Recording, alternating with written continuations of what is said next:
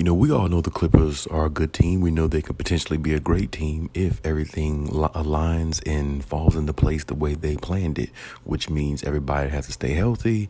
And with what they've added to the team, the three acquisitions they added will have to get used to the team, and everybody has to start gelling within the last 24, 25 plus games left in the season.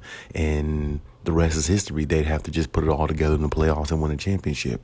Now, we know that a lot of people pick them to win the championship based upon, all the depth that they have, all the pieces they have, and the main core pieces, of course, and the main two guys on top of that, which is Kawhi and PG. And, Ty Lue as a coach is supposed to be looked at as good enough to help this team get over the hump simply because he won a championship as a player and a coach with LeBron James on the Cleveland Cavaliers. So his experience as a player and a coach, kind of speaks for itself to a lot of people. And when you look at this team all together, they're supposed to win. Now, you hear a lot of people talk about the Clippers, Charles Barkley being one of them. Charles Barkley definitely, calls this team out, calls out the Clippers, calls out the Clippers in so many ways because, it's almost like with the Clippers, it's like you scratch your head sometime and then sometime you look at it and be like, yeah, this is how great they can be. And, based upon Charles Barkley's, comments, you can read it on clutchpoints.com and a couple other sites.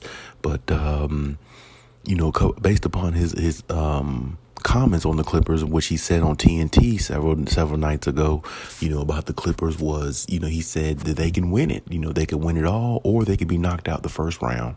And, really those words right there from Charles Barkley really says a lot, and it's a mouthful because when you look at the Clippers, as I said, sometimes you look at the Clippers and say, man, this team is really well put together.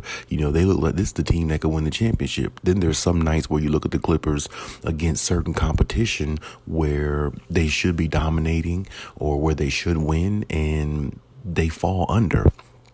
And then it makes you scratch your head and wonder how good, how is this team really good and really, got all these pieces and they haven't put it together yet. Well, of course, the main thing in the whole situation is chemistry. And the reason why the Clippers can't take the next step, or at least hasn't taken it so far in winning a championship, was due to injury, of course, because injury is definitely number one for any team in the league right now, I would say. Injuries has just been, crazy for all teams, seem like the last several years. Definitely, a lot more injuries, a lot more load management, a lot more, all that stuff within the last few years, the NBA. Now, some can, contribute that to Kawhi Leonard, but I think, they blame Kawhi Leonard a little too much for that because he came from Greg Popovich and the San Antonio Spurs way where they did that all the time with Tim Duncan, Tony Parker, and Ginobili, and Kawhi Leonard when he came on the team. So he's just doing pretty much what he's always known or was taught to do. Reserve yourself for the regular season, play well in the regular season, but reserve yourself in the regular season to let it all go in the postseason, which is the playoffs. And that's how Greg Popovich has always trained Kawhi Leonard to be. So I feel like the load management and all that is taken out of proportion. I don't think Kawhi takes off games because he just really feels like it. I think he takes off games because, he has, knee issues and, thigh injury issues. He's always had, little, quad issues and things like that. But I don't think he takes games off just because he doesn't give a damn about basketball. If he doesn't give a damn about basketball, he wouldn't give a damn about winning. He wants to win ultimately more than any other player out there. That's the reason why he sacrifices the regular season for the postseason and the playoffs. So, the load management thing goes all the way, to another level, but that's another story for another day. But regardless, the Clippers, besides injuries, the chemistry is their biggest issue, or the most glaring issue that they have, what I'm saying? And it's getting better, game by game, but it has to continuously get better, and they have to continuously stay healthy for it to get better. And, that's the reason why I, agree with Charles, and based upon what he's saying, this team is good enough to win it,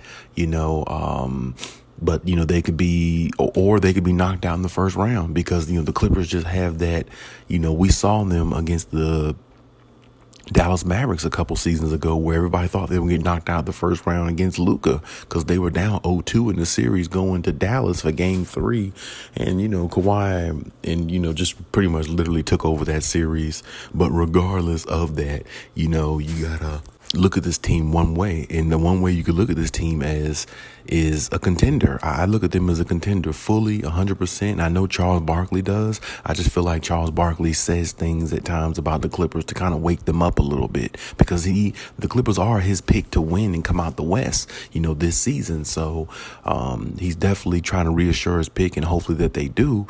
But at the same time, sometimes when he gives the Clippers criticism, like I've heard him give him criticism about a month ago on TNT, inside the NBA, they're not playing well. And, he didn't know where, Kawhi Leonard was physically, and just overall as a team, they got to put it together. And the things he was saying then, it's kind of like this team allows you to scratch your head way too much when you watch them, because they're, again, as I said, sometimes they play down to the competition and they should be dominating more, or you'll see them have, games where they're dominating and they let it go. I mean, I can remember specifically a game against the Philadelphia 76ers about 2 or 3 weeks ago, something like that, and they were up by 20 points against the Sixers, and they end up falling and losing that game somehow when they had a substantial lead in the fourth quarter with, their best players on the floor, or at least one of their best players on the floor. And, they were comparable, and they definitely, had that, victory in the bag. They just couldn't secure it. And that's the point with the Clippers. Sometimes you scratch your head with them and wonder, how do they let games like that go when they are great defensively, when they do have two of the best defenders, wing defenders in the NBA, arguably the best defender in the NBA, in Kawhi Leonard, especially in the playoffs. And you just wonder how they find themselves losing games that they should win. I mean, even like I just spoke about against the Dallas Mavericks a couple seasons ago, they go down 0-2 in that series.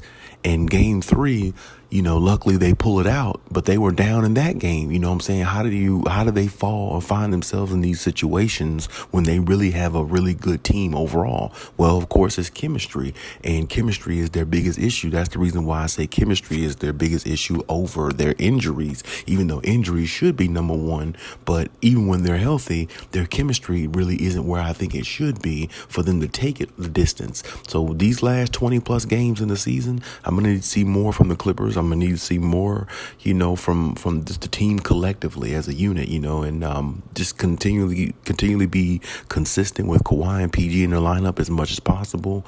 And this team really needs to, get it rolling, because these last 20 plus games of the season, you really got to put things together, put it in perspective, and really know your direction. I don't know what they're going to do with this Russell Westbrook situation. Personally, you already know my thoughts on it. I would pass on Russ, but who knows exactly what their plan is and what they're thinking, what they should do. But either way, this team has got the bare minimum make it to a finals. So regardless of who's on the roster, regardless of, who they add or who they keep or who they let go, this team has to make the NBA Finals bare minimum. So, I mean, with that being said, whatever they got to do, put it together. And because, you got guys like Charles Barkley, and there's other guys out there who believe in this team, who believe the Clippers could win it. But it's up to the Clippers to, kind of build that chemistry as much as they can, and they got to just try to stay healthy, because really those two things been their Achilles heel. And, even in the bubble, when the Clippers lost, I thought that was their best opportunity to win a championship. I really did, because the basketball was off for a while. Everybody wasn't really in rhythm, and I felt like, they kind of had the advantage, but in all, they didn't. And that imploded in their face. And, now they're here and they have another opportunity to win, this season. But it's been 4 or 5 seasons, Kawhi and PG has been together and no results in a championship or no appearance at the finals. And that's not what, fans want to see if you're on the Clippers side. So, this is the year they have to do it. And I hope they do. I hope they find a way. I hope Kawhi gets his 3rd championship, and puts that on his mantle and add to his collection. And I hope they build on what they have, because like I said, I really truly believe that this team can go really far in the playoffs, but they have to believe it. They have to want it, and they have to stay consistent, enough to get it. And that's just the way it is. But hey, that's my take on everything. Leave any comments in the comment section. Also, hit the notification bell and subscribe so you can get the newest content. And hey, till next time.